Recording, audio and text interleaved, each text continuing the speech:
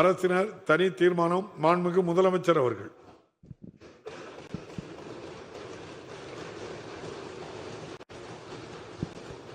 மாண்புமிகு பேரவைத் தலைவர் அவர்களே, தமிழ்நாட்டில் மட்டுமல்ல இந்தியா முழுவதிலும் உள்ள கிராமப்புற மக்களுடைய வாழ்வாதாரத்தை, மாநிலங்களின் நிதி கட்டமைப்பை, உள்ளாட்சி அமைப்புகளின் சுய சார்புத்தன்மையை, கிராமப்புற மகளிருக்கான வேலை வாய்ப்பை குலைக்கும் வண்ணம் ஒன்றிய அரசு தலைமையில் நிறைவேற்றியுள்ள மகாத்மா காந்தி ஊரக வேலை உறுதி திட்டத்திற்கு மாற்றாக கொண்டு வந்துள்ள புதிய திட்டம் குறித்து இந்த பேரவையில் தங்கள் அனுமதியோடு சில முக்கிய விவரங்களை தெரிவிக்க விரும்புகிறேன். மாண்புமிகு பேரவைத் தலைவர் அவர்களே, தமிழ்நாட்டில் உட்கட்டமைப்பு வசதிகளை ஏற்படுத்தும் திட்டமாக இருந்தாலும், நலிவுற்ற மக்களின் வாழ்வாதாரத்தை உயர்த்தும் திட்டமாக இருந்தாலும், அனைத்து திட்டங்களும் இது மாநில அரசினுடைய திட்டம், ஒன்றிய அரசின் திட்டம் என்ற பாகுபாடு இல்லாமல் திறம்பட செயல்படுத்தி வருகிறது. ஒன்றிய அரசின் பல முன்னோடி திட்டங்களில் இந்திய அளவில் தமிழ்நாடு அரசின் செயல்பாடுகள் முதன்மையாக இருப்பதோடு பல்வேறு ஒன்றிய அமைச்சர்களின் பாராட்டுதல்களையும் தொடர்ந்து பெற்று வருகிறது. இருப்பினும் ஒன்றிய அரசு தமிழ்நாட்டை வஞ்சிப்பதையே கொள்கையாக கொண்டுள்ளது என்பதை நாம் தொடர்ச்சியாக கண்டு வருகிறோம். எந்த ஒரு ஒன்றிய அரசின் திட்டமானாலும் பணி முன்னேற்றத்திற்கு ஏற்ப நிதி விடுவிப்பதை செய்யாமல் உடனடியாக நிதி விடுவிப்பதை வேண்டுமென்றே தவிர்த்து காலதாமதத்தை ஏற்படுத்தி தமிழ்நாட்டின் வளர்ச்சியில் மாற்றாந்தாய் மனப்பான்மையோடு ஒன்றிய அரசு தொடர்ந்து செயல்பட்டு வருகிறது. மகாத்மா காந்தி தேசிய ஊரக வேலை உறுதி திட்டத்திலும் கடந்த ஆண்டுகளை ஒப்பிடுகையில் 2025-26 ஆண்டில் தொழிலாளர் மதிப்பீடு மற்றும் நிதி ஒதுக்கீடு மிகவும் குறைவாகவே வழங்கப்பட்டுள்ளது. எடுத்துக்காட்டுக்கு, மகாத்மா காந்தி தேசிய ஊரக வேலை உறுதி திட்டத்தில் 1026 கோடி ரூபாய் ஊதியத்திற்கான தொகையையும் 1087 கோடி ரூபாய் பொருட்கூறுக்கான தொகையும் இன்று வரை விடுவிக்கப்படாமலேயே உள்ளது. ஒவ்வொரு ஆண்டும் இதே நிலைதான். வீடுகளுக்கு குடிநீர் இணைப்பு வழங்கும் உயர்நீர் திட்டத்திலும் இதுவரை 3112 கோடி ரூபாய் நிதி விடுவிக்கப்படாமல் பல மாதங்களாக நிலுவையில் உள்ளது. பிரதம மந்திரி கிராம சாலை திட்டத்தில் 516 கோடி ரூபாய் இன்னும் நிதி விடுவிக்கப்படாமல் உள்ளது. இப்படி இவர்கள் தாமதிப்பதால் பாதிக்கப்படுவது யார்? தமிழ்நாட்டின் கிராமப்பகுதியில் வாழக்கூடிய எளிய மக்கள் மற்றும் விவசாயிகள் தான்.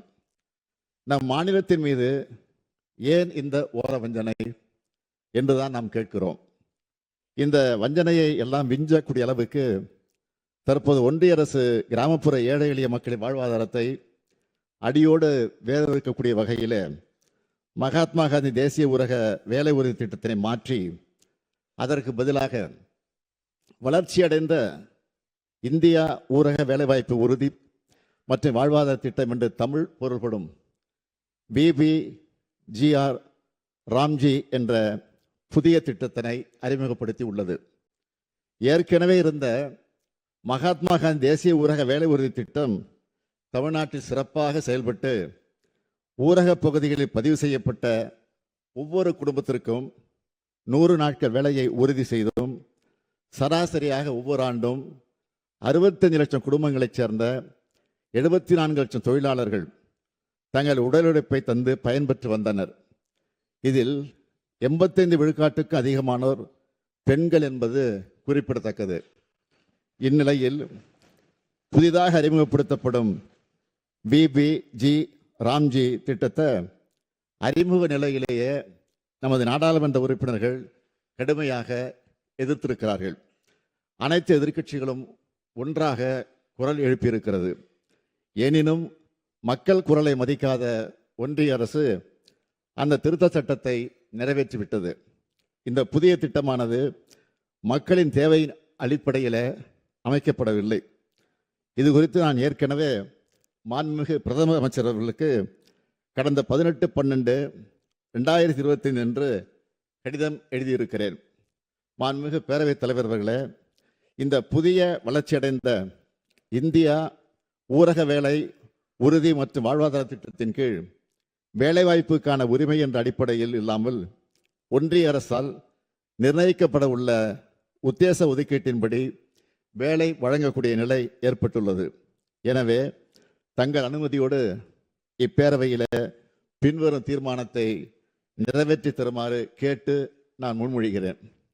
தீர்மானம்: மகாத்மா காந்தி தேசிய ஊரக வேலை உறுதி சட்டம் 2005 படி கிராமப்புற மக்களின் வேலைக்கான உரிமை நிலைநாட்டப்பட வேண்டும் என்றும் மக்களின் வேலைக்கான தேவைக்கேற்பவும் மகாத்மா காந்தி தேசிய ஊரக வேலை உறுதி திட்டத்தின் மாநில செயல்திறன் அடிப்படையிலும் தொடர்ந்து நிதி ஒதுக்கீடு செய்வது உறுதி செய்யப்பட வேண்டும் என்றும் மகாத்மா காந்தி தேசிய ஊரக வேலை உறுதி திட்டத்தின் கீழ் பெரும்பான்மையாக பலனடைந்து வந்த பெண்கள், மாற்றுத்திறனாளிகள், ஆதிதிராவிட மற்றும் பழங்குடியின மக்களின் வாழ்வாதாரம் தொடர்ந்து பாதுகாக்கப்பட சமூக பாதுகாப்பினை உறுதி செய்திட முந்தைய ஆண்டுகளின் ஒதுக்கீட்டிற்கு குறையாமல் ஒதுக்கீடு செய்யப்படுவது உறுதி செய்யப்பட வேண்டும் என்றும் உத்தேச மதிப்பீட்டின் அடிப்படையில் தன்னிச்சையாக ஒன்றிய அரசு நிதி ஒதுக்கீடு செய்யும் என உள்ள தற்போதைய புதிய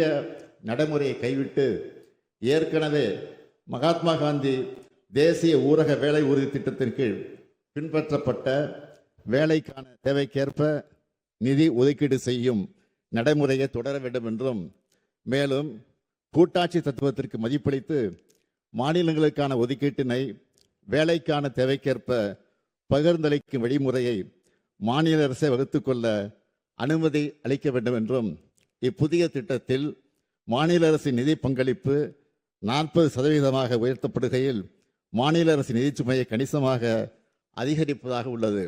எனவே புதிய திட்டத்திற்கான நிதி பங்களிப்பு மகாத்மா காந்தி தேசிய ஊரக வேலை உறுதி திட்டத்திற்கான நிதி பங்களிப்பினை போலவே திருத்தி அமைக்கப்பட வேண்டும் என்றும், தேசத்தந்தை மகாத்மா காந்தி அவர்களின் பெயரை நீக்கி பல்வேறு உள்நோக்கங்களை கொண்டு இத்திட்டத்திற்கு வளர்ச்சியடைந்த இந்தியா ஊரக வேலைவாய்ப்பு உறுதி மற்றும் வாழ்வாதார இயக்கம் ஊரகம் பிபிஜி ராம்ஜி என பெயர் மாற்றம் செய்யப்பட்டு உள்ளது.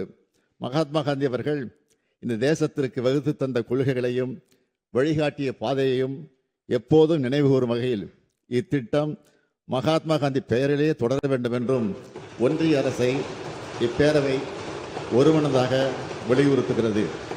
மாண்புமிகு பேரவைத் தலைவர் அவர்களே, இந்திய நாட்டின் கிராமப்புற மக்களின் வாழ்வாதாரத்தை பாதுகாத்திட மகாத்மா காந்தி தேசிய ஊரக வேலை உறுதி சட்டம் 2005 விதிமுறைகளின்படியே மகாத்மா காந்தி தேசிய ஊரக வேலை உறுதி திட்டம் தொடர்ந்து செயல்படுத்தப்பட வேண்டும் என்ற வகையில் மேற்படி தீர்மானத்தை இந்த சட்டப்பேரவையில் நிறைவேற்றி தர வேண்டும் என்று அனைத்து உறுப்பினர்களையும் தங்கள் வாயிலாக கேட்டு அமைகிறேன். நன்றி. செய்திகளை உடனுக்குடன் தெரிந்து கொள்ள கீழ்கண்ட கேபிள் மற்றும் டிடிஹெச் நெட்வொர்க்குகளில் எம்நாடு செய்தி தொலைக்காட்சியை காணுங்கள். பாதகம் செய்பவரை கண்டால் நாம் பயம் கொள்ளலாகாது பாப்பா. மோதி மிதித்து விடு பாப்பா, அவர் முகத்தில் உமிழ்ந்து விடு பாப்பா. அண்மை செய்திகளை உடனுக்குடன் தெரிந்து கொள்ள இணைந்திருங்கள் எம்நாடு தொலைக்காட்சியுடன்.